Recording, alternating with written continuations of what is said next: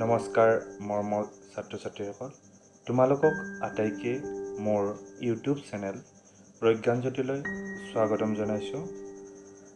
আজি আমি সমাজ বিজ্ঞান বিষয়ৰ ইতিহাস খণ্ডৰ তৃতীয়টো অধ্যায়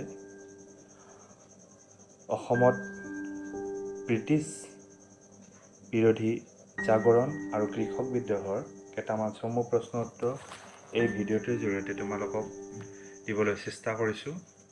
প্ৰথমটো, কোন চনত ইংৰাজসকলে অসমত দাস প্ৰথা বন্ধ কৰিছিল? উত্তৰ 1843 চনত। মণিৰাম দেৱানৰ প্ৰকৃত নামটো কি? মণিৰাম বৰভাণ্ডাৰ বৰুৱা। মণিৰাম দেৱানক সহায় কৰা বঙালী মুক্তিয়াৰ জন কোন? মধু মল্লিক। ইয়াৰ পিছৰ প্ৰশ্নটোলৈ আগবাঢ়িছোঁ।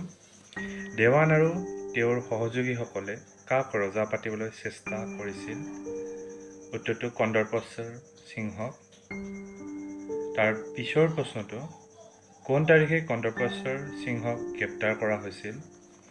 যাৰ উত্তৰটো 1857 চনৰ 7 ছেপ্টেম্বৰ তাৰিখে যোৰহাটত। তাৰ পিছৰ প্ৰশ্নটো, মণিৰাম দেৱানৰ সহযোগী কোন আছিল? বাহাদুৰ গাঁওবুঢ়া, হৰমুদ আলি, পিয়লি বৰুৱা, দুতিৰাম বৰুৱা, মায়াৰাম নাজিৰ। ইয়াৰ পিছৰ প্ৰশ্নটো, ব্ৰিটিছসকলে মণিৰাম দেৱান আৰু পিয়লি বৰুৱাক কোন তাৰিখে ফাঁচি দিছিল?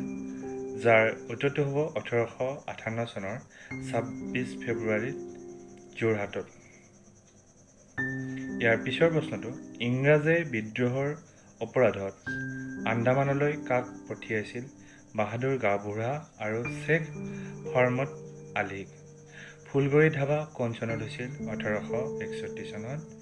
ইয়াৰ পিছৰ প্ৰশ্নটোলৈ আগবাঢ়িছোঁ। ব্ৰিটিছসকলে ফুলগুৰি অঞ্চলত কি খেতি বন্ধ কৰিছিল? যাৰ উত্তৰটো হ'ব আফু খেতি।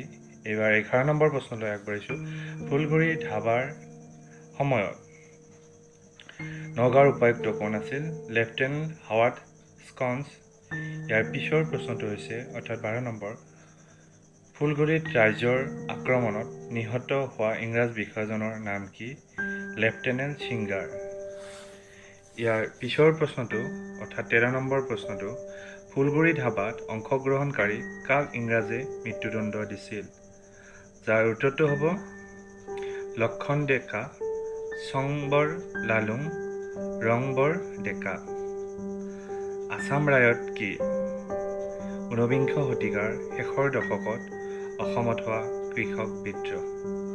15 নম্বৰ প্ৰশ্নলৈ আগবাঢ়িছোঁ।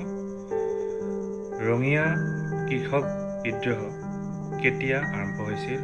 1893 চনৰ 24 ডিচেম্বৰত। পিছৰ প্ৰশ্নটো, পথাৰুঘাটৰ কৃষক বিদ্ৰোহ কোন চনত হৈছিল? যাৰ উত্তৰটো 1894 চনত। 17 নম্বৰ প্ৰশ্ন, জয়ন্তীয়া ৰাজ্য ইংৰাজৰ অধীনলৈ কোন চনত গৈছিল? 1832 চনত। তাৰ পিছৰ প্ৰশ্নটো, জয়ন্তীসকলে কেতিয়া বিদ্ৰোহ কৰিছিল? যাৰ উত্তৰটো 1861 চনত উকিয়াং নোৱাৰ নেতৃত্বত। ইয়াৰ পিছৰ প্ৰশ্নটো, সম্বুধৰ কছাৰী বিদ্ৰোহ কেতিয়া হৈছিল?